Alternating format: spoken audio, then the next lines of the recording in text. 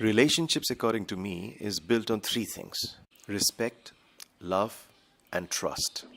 All three elements have to be there, and it has to be mutual. You can have love for someone, but if you don't have respect and trust, the relationship will crumble. Without respect, love ceases. So, here are two questions every person should be able to answer yes to before they commit to a relationship. If you answer no to even one of the two questions, run away like hell.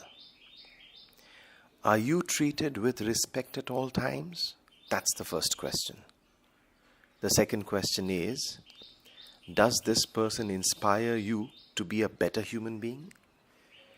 You find someone you can answer yes to both these questions, then you've found a good human being.